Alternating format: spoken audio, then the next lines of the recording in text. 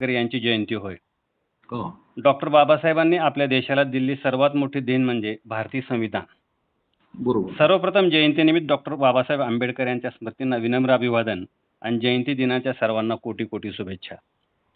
Sir, Bharat Ratna doctor Babasaheb Ambedkar यांच्या जीवनातील तुम्हाला भावलेला एखादा आगळावेगळा प्रसंग कोणता? काय सांगाल तुम्ही आम्हाला? वास्तविक पाहता डॉक्टर बाबासाहेब आंबेडकरांचं एकंदरीत जीवन हा. हे विद्यार्थी असतील, राजकीय नेते असतील, या सर्वांसाठीच एक प्रेरणादायी असं प्रकारचं होतं. हा हा डॉक्टर बाबासाहेब आंबेडकरांचं जे वाचक म्हणून असलेलं, हम्म. त्यांना वाचनाचं असलेलं वेळ जे आहे, हे मला असं वाटतं की माझ्या दृष्टिकोनातून अत्यंत महत्त्वाचं आहे. हा हा हा हा एक राजकारणी म्हणून बाबासाहेब एक धर्मसुधारक, सामाजिक सुधारक म्हणून त्याचा अभ्यास झालेला आहे. परंतु हा. सर्वसाधारणपणे एक आदर्श विद्यार्थी म्हणून डॉक्टर बाबासाहेब आंबेडकरांकडे फारसं लक्ष केलेलं दिसून येत नाही. हा हा हा बाबासाहेबांचं जे वाचन होतं ते प्रचंड अशा प्रकारचं होतं. त्याचे दोन उदाहरणं आपल्याला मी सांगतो. हा मी त्याच्यात पहिलं उदाहरण आपल्याला सांगतो शकेल की नानकचंद्र रत्तू हे त्यांचे पीए होते. त्याने एक उदाहरण सांगितलेलं आहे. ते असं म्हणतात की एक दिवस डॉक्टर बाबासाहेब आंबेडकर वाचत बसलेले होते. वाचत बसल्यानंतर नानकचंद्र रत्तूंना म्हणले की आता मला बऱ्याच वेळ वाचण्यासाठी लागणार आहे, तू घरी गेलं तर चाल. आणि नानकचंद्र निघून गेले. निघून गेल्यानंतर सकाळी नानकचंद्र रत्तू आले तर ते पाहिले की डॉक्टर बाबासाहेब आंबेडकर हे वाचन करताना दिसले. अरे बापरे. त्यावेळेला ते नानकचंद्र रत्तूला म्हणाले की अरे तुला मी जायला सांगितलंय. अरे त्यावेळेस नानकचंद म्हणतात की बाबूजी, बाबासाहेब मैं कल जाके आज वापस आ गया हूँ, आप वहीं बैठे हैं असं म्हणतात. दुसरी गोष्ट आपल्याला सांगतो की ज्यावेळेला एक देवी दयाल म्हणून एक आहे, देवी दयालांचे एक पुस्तक आहे, डॉक्टर बाबासाहेब आंबेडकर. त्याच्यामध्ये एक आठवण त्यांनी सांगितली की प्रवासामध्ये असताना देखील बाबासाहेब प्रचंड वाचन करायचे. त्याच्यामध्ये त्यांनी एक उदाहरण सांगितलं की बाबासाहेब एकदा इंग्लंडवरून मुंबईला निघाले. हा प्रवास सर्वसाधारणपणे एक 3 ते 4 दिवसाचा प्रवास आहे त्याचा. तर या 4 दिवसाच्या काळामध्ये त्यांनी 15,000 पेज वाचण्याचं काम केलं. 15,000 वाचन त्यांनी केलेलं दिसून येतं. त्यानंतर आणखी एक महत्वाचा मुद्दा सांगतो की त्यांचा मुलगा यशवंत आंबेडकर यांचा विवाह मुंबईमध्ये होता, एका शाळेमध्ये विवाह होता. त्यावेळेला बाबासाहेब आले आणि मग विवाहाला थोडा उशीर होता एक. तर ते तिथल्या सहकार्याला म्हणाले की या शाळेमध्ये या वर्गामध्ये मी बसतो, वाचन करतो आणि मग लग्नाच्या वेळ झाल्याबरोबर मला सांग. आणि बाबासाहेब त्या रूम मध्ये बसतात. देखील संपतं, परंतु बाबासाहेबांना त्याची कल्पना नसते. स्वतःच्या मुलाच्या लग्नामध्ये देखील ते उपस्थित नसलेले आपल्याला दिसून येतात. तर खूप महत्वाचा वाटतो की असं आता आपल्याकडे काय करतं, 18 तास वाचन करून आपण बाबासाहेबांना आदरांजली मानतो. बरोबर. बाबासाहेबांनी काही एका दिवशी 18 तास अभ्यास केला नाही. मला असं वाटतं की तो फॉर्मॅलिटीचा भाग आहे. बाबासाहेबांची प्रेरणा म्हणून विद्यार्थ्यांनी किमान परीक्षेच्या काळामध्ये तरी हा उपक्रम केला तर चांगला राहील. कारण आता एप्रिलमध्ये परीक्षा नसतात, काय नसतात, फक्त आपण काय करतो की औपचारिकता म्हणून आपण हे करतो. त्याऐवजी बाबासाहेबांचा खरा गुण स्वीकारणं गरजेचं आहे असं मला वाटतं. तर बाबासाहेबांचा हा वाचन गुण जो आहे मला आवडलेला दिसून येतो. तर प्राध्यापक डॉक्टर सुरेश वाघमारे यांना आकलन झालेले डॉक्टर बाबासाहेब आंबेडकर आपण कसे वर्णन कराल? तर माझ्या दृष्टिकोनातून बाबासाहेबांमध्ये अनेक गुण होते, पण त्यांचा दूरदृष्टीपणा अतिशय महत्वाचा होता. खूप गोष्टीच्या संदर्भामध्ये त्यांनी भविष्यामध्ये काय होणार आहे याचे सातत्याने बोललेलं आहे आणि बोलल्यानंतर ते खरं ठरलेलं आहे. बरोबर. मला असं वाटतं की दूरदृष्टी नेता मी तर यांचे वाचलेलं नाही, कदाचित असू शकेल पण मी वाचलं नाही. 1930 मध्ये संविधान होण्याच्या अगोदर जवळपास 19 वर्षापूर्वी बाबासाहेबांनी दादासाहेब गायकवाडांना एक लंडनहून पत्र लिहिलेलं आहे. आणि त्यावेळेला लॉर्ड बर्कन जो होता त्यांनी या देशाचं संविधान लिहायला तुम्ही सुरुवात करा किंवा संविधान असलं पाहिजे अशा प्रकारचं आव्हान केलं होतं आणि मग आपल्याकडे सुरू झालेलं होतं. हा. आणि मग दादासाहेब गायकवाड अस्वस्थ होतात. बाबासाहेब आपल्याला संविधान बनवण्याच्या हालचाली सुरू केलेल्या आहेत, तर आपण ह्याच्यावर काहीतरी करणं गरजेचं आहे. हा. हा. बाबासाहेबांनी 1930 मध्ये दादासाहेब गायकवाडांना एक पत्र लिहिले की दादासाहेब गायकवाड तुम्ही काहीच काळजी करू नका. ज्या वेळेला ह्या देशाचं संविधान होईल त्यावेळेला माझ्याशिवाय ते कोणी काम करणार नाही हे तुमच्या लक्षात असू द्या. अरे बापरे. हा. आणि म्हणजे 1930 मध्ये बाबासाहेब सांगतात की 1949 मध्ये काय होणार. बरोबर. 20 वर्षापूर्वी. मी आपल्याला सांगतो की संविधान ज्यावेळेला सादर झालं हा. 26 नोव्हेंबर 1949 ला आणि त्या भाषणामध्ये बाबासाहेबांनी एक खूप सुंदर गोष्ट सांगितलेली आहे त्याच्यामध्ये. हा. ते काय करतात की भाषण करता करता ते एका ठिकाणी थांबतात आणि ते म्हणतात की खरं तर मला इथंच माझं भाषण थांबवायला हवं कारण मी बऱ्याच वेळ बोललेलो आहे. हा. परंतु एक गोष्ट सांगणं मला या ठिकाणी आवश्यक वाटते की या स्वातंत्र्याचं भविष्यामध्ये काय होईल याची मला चिंता आहे. हा. हा. हा. मग ते म्हणले आणि मग त्याच्यामध्ये सांगतात की समजा भारतामध्ये स्वातंत्र्याच्या नंतर अनेक पक्षाची भर पडेल. हा. हा. हा. मग त्याच्यामध्ये काही सांप्रदायिक पक्षाची भर देखील पडण्याची शक्यता आहे. आज पाहायला मिळतं आपल्याला ते चित्र. आणि मग या सांप्रदायिक पक्षाची जर भर पडली देशाच्या या पक्षामध्ये तर त्या देशातला तरुण सांप्रदायिक पक्षाला महत्व देणार का लोकशाहीला महत्व देणार याच्यावर लोकशाहीचं भवितव्य अवलंबून असेल. अगदी बरोबर सर. हा. ही गोष्ट बाबासाहेब कधी बोलतात 1949 ला आणि आज आपल्याला ती गोष्ट 75 वर्षानंतर ती आज आपल्याला प्रत्यक्षात पाहायला मिळते. त्याच्यानंतर बाबासाहेबांनी धर्मांतर केल्यानंतर 15 ऑक्टोबरला भाषण केले. 15 ऑक्टोबर 1956 ला. हा. ते म्हणतात की या ठिकाणी मी धर्म स्वीकारलेला आहे तुम्हाला धर्म दिलेला आहे. हा. परंतु हा धर्म तुम्ही आचरणात आणणं गरजेचं आहे. नाहीतर काय होऊ शकेल की तुम्ही धर्मांतर केलेलं आहे आणि तुम्ही जर ह्या धर्माचं आचरण नीट नाही केलं तर महाराणी हा धम्म निंदा स्थितीत आणून ठेवलेला आहे अशी चर्चा होऊ शकेल. म्हणजे ही गोष्ट देखील बाबासाहेबांनी 1956 मध्ये राहिलेली आहे आणि मला असं या दृष्टिकोनातून मला बाबासाहेबांचा दूरदृष्टीपणा जो आहे आवडलेला दिसून येतो. सर, डॉक्टर बाबासाहेब आंबेडकर हे खरं तर संपूर्ण मानवजातीचे नेते आहेत, परंतु डॉक्टर बाबासाहेब आंबेडकर हे केवळ दलितांचे नेते असे चित्र जाणून बुजून काही लोकांकडून रंगविले जाते. तर याकडे आपण कसे पाहता, काय सांगाल सर? अगदी बरोबर आहे. कारण डॉक्टर बाबासाहेब आंबेडकरांना दलितांचा नेता म्हणण्यामागची भूमिका की बाबासाहेब आंबेडकरांच्या कार्याला तर तुम्ही लिमिटेड करताच, परंतु त्याचबरोबर आम्ही काय करतो की मताचं गणित त्या ठिकाणी मांडतो. त्याला एखाद्या सभेमध्ये महापुरुषांची नावं घेत असताना देखील आपण त्यांना विचाराचे प्रतीक म्हणून त्याचं नाव घेत नाही, तर जातीचे प्रतीक म्हणून आपण घेतो. बरोबर बरोबर. की अण्णाभाऊ साठेंचं नाव घेतलं की इथला मातंग खुश होऊ शकेल, शिवाजी महाराजांचं नाव घेतलं की मराठा खुश होऊ शकेल, किंवा बाबासाहेब आंबेडकरांचं नाव घेतलं तर मग हा बौद्ध खुश होईल. अशा स्वरूपाची राजकीय मानसिकता आज निर्माण झालेली दिसून येते. परंतु ते महापुरुष जे आहेत हे जातीचे प्रतीक नाहीत तर ते विचाराचे प्रतीक आहेत. बरोबर. बाबासाहेब आंबेडकरांच्या बाबतीत जर आपण पाहिलं तर डॉक्टर बाबासाहेब आंबेडकर जे आहेत आज भारतापेक्षा देखील भारताच्या बाहेर अधिक प्रभावी झालेले आहेत.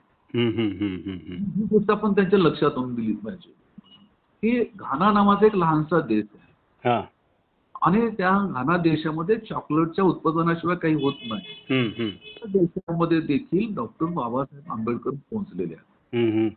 तुम्हाला सांगतो की 2016 मध्ये त्या ठिकाणी घाना जे विद्यापीठ आहे या विद्यापीठाच्या समोर प्रणव मुखर्जींनी महात्मा गांधीचा पुतळा उभा केला होता आणि त्यावेळेला तिथल्या तरुणाने सांगितलं की आम्हाला महात्मा गांधीची गरज नाहीये, आज आम्हाला डॉक्टर बाबासाहेब आंबेडकरांची गरज आहे. त्या पुतळ्याला विरोध केला त्यांनी आणि पुन्हा काय झालं की 2 वर्षांनीच म्हणजे 2018 मध्ये तिथल्या तरुणाने तो पुतळा काढला तिथं आणि तिथं बाबासाहेबांचा पुतळा बसवला. म्हणजे तो पुतळा काढला म्हणजे ही गोष्ट फार चांगली आहे असं मी म्हणत नाही. लोकांना काय पाहिजे ही गोष्ट आपल्या लक्षामध्ये आलेली आहे. बरोबर. आणि मग बाबासाहेब आंबेडकरांच्या विचाराचा खूप मोठा प्रचार आणि प्रसार झालेला दिसून येतो. किंवा श्वेत हंगेरिया नावाचा एक लहानसा देश आहे. हा. तर ह्या श्वेत हंगेरिया या देशामध्ये टिबोर नावाचा एक सुधारक आहे. हा. आणि या टिबोरने असं सांगितलं की या जिप्सी लोकांमध्ये जी मी क्रांती घडवून आणलेली आहे त्याचं कारण एक की मी फ्रान्समध्ये विकत आणलेलं एक पुस्तक आहे डॉक्टर बाबासाहेब आंबेडकर अनटचेबिलिटी नावाचं. हा. हा. आणि त्या पुस्तकाचा माझ्यावर एवढा परिणाम झाला की मी इथल्या तरुणांना मी घेतला आणि आज हंगेरियामध्ये जे आहे ही आम्ही वैचारिक क्रांती घडवून आणलेली आहे. हा. हा. आणि आज आपण पाहिलं की हंगेरीमध्ये जे आहे एक नेटवर्क आहे. हा. हा. ते जेव्हिम नेटवर्क नावाचं आहे. जेव्हिम नावाचं नेटवर्क आहे. आणि त्या जेव्हिम नेटवर्कच्या माध्यमातून डॉक्टर बाबासाहेब आंबेडकर लोकांपर्यंत पोहोचवण्याचं काम झालं. डॉक्टर बाबासाहेब आंबेडकर असं म्हणायचे की शिक्षण हे वाघण्याचं दूध आहे. बरोबर. आणि याच धर्तीवर श्वेत हंगेरियामध्ये लिटल टायगर स्कूल शाळा आहे त्यामध्ये. हा. आणि तिथलं जर तुम्ही क्लास बघितला वर्ग बघितला तर त्या वर्गामध्ये सर्व बाबासाहेबांचं जीवन चरित्र कोरलेलं आहे. आणि म्हणून बाबासाहेब जे आहेत ते त्या ठिकाणी गेलेले आहेत. त्यानंतर मी काही दिवसापूर्वी बांगलादेशमध्ये गेलो. हा. बांगलादेशमध्ये देखील बाबासाहेब आंबेडकर हे सिलेबसला आहे. मला त्यांनी एक पुस्तक भेट दिलं त्यांनी. तर ते अर्थात उर्दूमध्ये पुस्तक आहे. आणि डॉक्टर बाबासाहेब आंबेडकर हयात आणि त्यांचे कारनामे असं त्या पुस्तकाचं नाव आहे. तर ते बाबासाहेबांना त्या ठिकाणी शिकवले जातं. कोलंबिया विद्यापीठामध्ये देखील डॉक्टर बाबासाहेब आंबेडकरांची 2 पुस्तकं सिलेबसमध्ये आहेत. एक डॉक्टर बाबासाहेब आंबेडकर आणि बुद्धिझम नावाचं पुस्तक आहे आणि वेटिंग फॉर द विजा नावाचं एक पुस्तक कोलंबिया विद्यापीठामध्ये देखील हे शिकवलं जातं. म्हणजे या पद्धतीने डॉक्टर बाबासाहेब आंबेडकर जे आहेत हे सर्व जगामध्ये आपल्याला पाहायला मिळतात. तर त्यांचं पुस्तक उर्दूमध्ये मोठ्या प्रमाणामध्ये आले हे लक्षात घेतो आपण. अरे बापरे. त्याच्यानंतर एक रशीद लायब्ररी म्हणून आहे दुबईमध्ये. रशीद लायब्ररीचं उद्घाटन परवा 2022 मध्ये झालेलं आहे. 2022 मध्ये त्या लायब्ररीमध्ये आपण आता सुद्धा त्याच्यामध्ये जाऊन बघू शकता की या ती लायब्ररी फार मोठी आहे. जवळपास 11 लाख पुस्तकांची ती लायब्ररी आहे. 60,000 शोध निबंध अशा पद्धतीचे आहे. म्युझिक बुक्स वगैरे त्या ठिकाणी आहे. आणि त्या लायब्ररीच्या दर्शनी भागामध्ये बाबासाहेबांचं कॉन्स्टिट्यूशन ठेवलेलं आहे. आणि मग त्यांना असं विचारलं की तुमचं सौदी अरेबिया दुबईचं जे संविधान आहे आणि ते असताना देखील हे संविधान तुम्ही काय ठेवलेलं आहे. तर त्यांनी जे उत्तर दिले त्या अतिशय महत्वाचं आहे. ते असं म्हणतात की दुबईचं संविधान जे आहे ते आमच्या दुबईसाठी आहे. बाबासाहेबांचं संविधान हे जगासाठी आहे. अरे बापरे. जगाने त्याची दखल घेतली पाहिजे अशा स्वरूपाची कल्पना देखील त्यामध्ये मांडली जाते. त्याच्यानंतर आपण अलीकडच्या काळामध्ये थायलंड पाहिलं. आता थायलंड आताच मला तिथल्या एका मित्रांनी व्हिडिओ पाठवलाय त्या ठिकाणी की थायलंडमध्ये या दिवसापासून आजच्या याच्यापासून जयंती सुरू केली. तिथं बाबासाहेबांचा स्टॅच्यू बसवलेला आहे तिथं. आणि त्या ठिकाणचे जे इथून गेलेले बुद्धिस्ट आहेत किंवा नवी बुद्धिस्ट आहेत त्यांना 22 प्रतिज्ञा देण्याची कल्पना सुरू झाली. त्यांनी आज 22 प्रतिज्ञा सकाळी त्यांना दिली आणि त्या ठिकाणी केलेल्या आहेत. तर या पद्धतीने तिथले एक पत्रकार आहेत टीव्ही पत्रकार त्यांनी सांगितलं की आम्हाला एक दुःख होतं की डॉक्टर बाबासाहेब आंबेडकर आमच्या देशामध्ये जन्मलं नाही. परंतु आम्हाला अभिमान असा आहे की बाबासाहेबांचं विचाराचं आचरण आमच्याकडे या ठिकाणी होत आहे. म्हणजे अशा स्वरूपाचा बाबासाहेब आंबेडकर जपानमध्ये गेले, थायलंडमध्ये गेलेले आहेत, अमेरिकेमध्ये गेलेले आहेत. आणि त्यामुळं बाबासाहेबांना संकुचित करणं मला असं वाटतं की आपल्या मनाचा कोतेपणा आहे. बाबासाहेबांना आता संकुचित करणं हे कुणालाही शक्य नाही. बाबासाहेब आता आपल्या देशाच्या बाहेर देखील गेलेले आहेत. आणि संकुचित करणं ही गोष्ट जी आहे एका अर्थाने आपणच आपली फसवणूक करून घेतली असं मला वाटतं. बरोबर. सर, आपल्या देशामध्ये समजा भारतरत्न डॉक्टर बाबासाहेब आंबेडकर हे जन्माला आले नसते तर आज आपल्या देशाचं नेमकं चित्र काय राहिलं असतं, काय सांगाल, काय वाटतं तुम्हाला?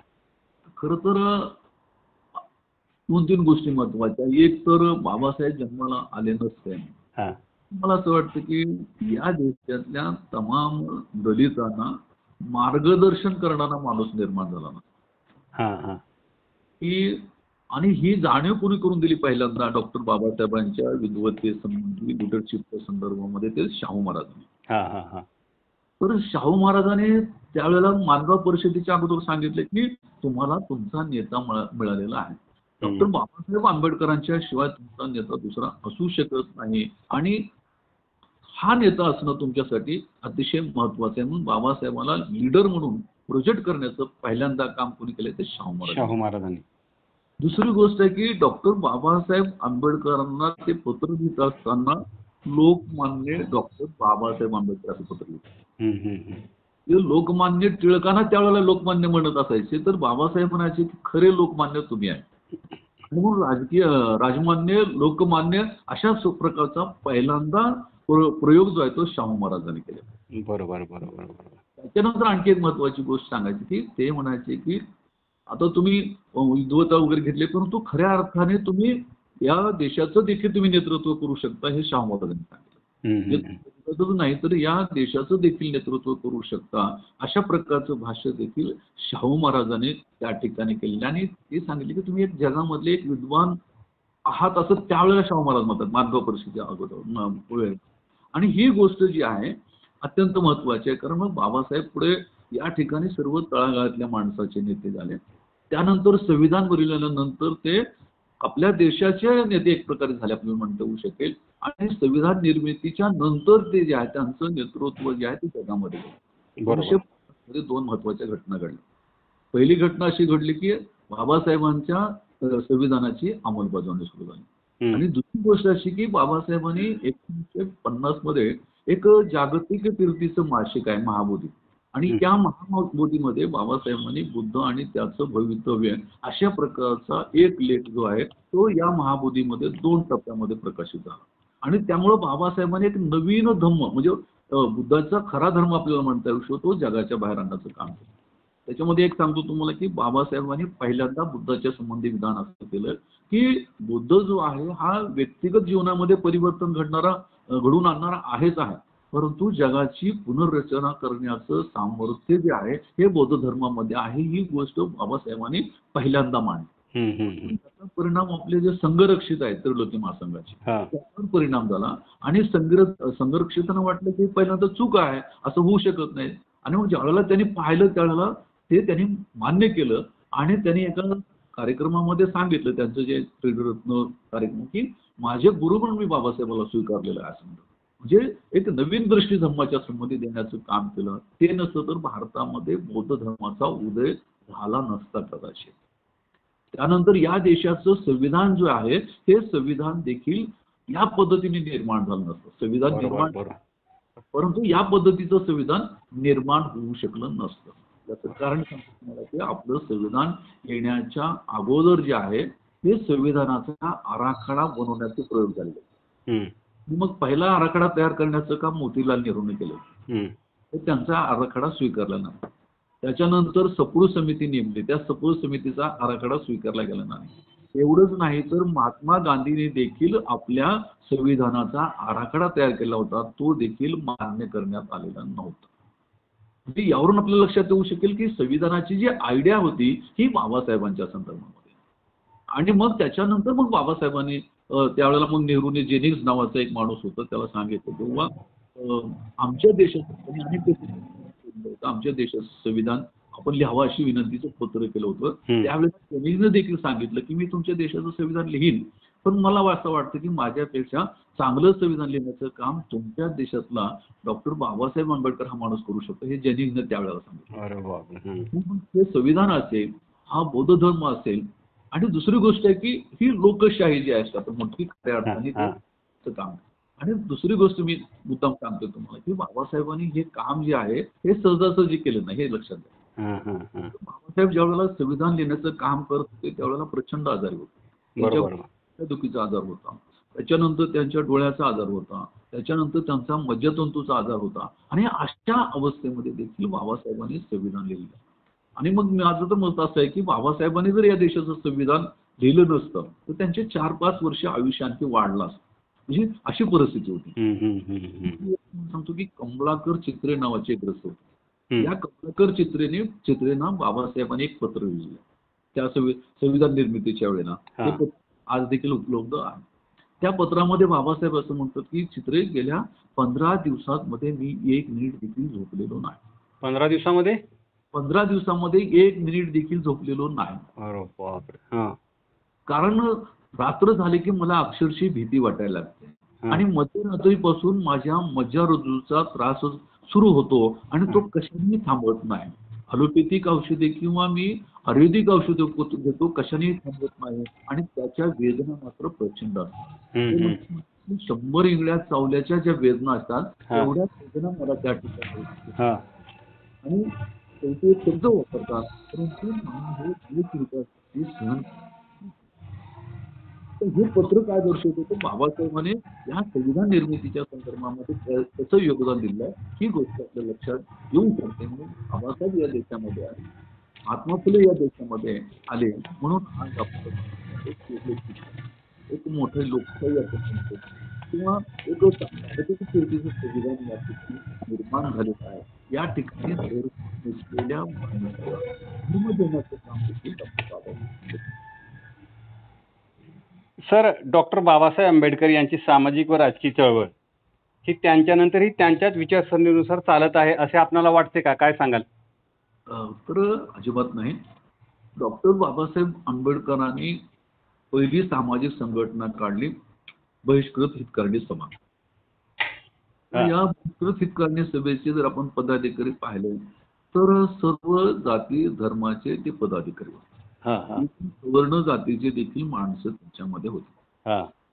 त्यानंतर डॉक्टर बाबासाहेब आंबेडकरांनी आयुष्याच्या शेवटी रिपब्लिकन पक्षाची कल्पना मांडलेली आहे. त्यांच्या काळामध्ये तो अस्तित्वात आला नाही. परंतु बाबासाहेबांनी रिपब्लिकन पक्षाची घटना, रिपब्लिकन पक्षाचा आराखडा तयार केला आणि बाबासाहेबांनी या रिपब्लिकन पक्षामध्ये कुणी नेतृत्व करावं ही कल्पना देखील त्यांनी निश्चित केली होती. बाबासाहेबांनी एक पत्र लिहिलेलं आहे, ते पत्र देखील उपलब्ध आहे. ते पत्र उपलब्ध आहे आणि कधी लिहिलंय त्यांनी 4 डिसेंबर 1956 म्हणजे मरण्याच्या अगोदर केवळ 2 दिवस. आणि त्या पत्रामध्ये ते पत्र कोणाला लिहिले त्यांनी, रिपब्लिकन पक्षाचा अध्यक्ष व्हावा म्हणून एका व्यक्तीला पत्र लिहिलं आहे. ती व्यक्ती म्हणजे यशवंत जोशी आहे. यशवंत जोशींनी या रिपब्लिकन पक्षाचा अध्यक्ष व्हावं, प्रति आत्रेने या पक्षाचा सचिव व्हावा, राम मनोहर लोहियांनी देखील या पक्षाचं नेतृत्व करावं अशा स्वरूपाचं पत्र डॉक्टर बाबासाहेब आंबेडकरांनी 4 डिसेंबर 1956 लिहिलं आहे. म्हणजे या रिपब्लिकन पक्षाच्या नेतृत्वामध्ये कुठेही तुम्हाला दलित माणूस दिसत नाही. म्हणजे हा रिपब्लिकन पक्ष जो आहे हा एका जातीचा, एका धर्माचा पक्ष न राहता तो भारतातला प्रमुख विरोधी पक्ष असावा ही बाबासाहेबांची कल्पना. पण आज मात्र चित्र एकदम विरुद्ध आहे. बरोबर, आज अगदी विरोध आहे. आणि मग आज आपण असं पाहतो की हा पक्ष पूर्णपणे एका जातीमध्ये बंदिस्त झालेला आहे. ही चळवळ जी आहे. दुसरी गोष्ट महत्वाची, बेंगलोरमध्ये बाबासाहेबांनी एक कॉलेज काढलं होतं आणि ते कॉलेज कशासाठी होतं तर फक्त राजकीय ट्रेनिंगसाठी काढलेलं होतं. तिथे इमारत आहे, सगळ्यात काम सुरू नाही आहे त्यांचं मध्ये. ते राजकारण कसं करावं हे सांगत. हॅलो, बोला ना. हा सर. तर अशा पद्धतीने डॉक्टर बाबासाहेब आंबेडकर कल्पनेतील रिपब्लिकन पक्ष आज आपल्याला या पद्धतीने.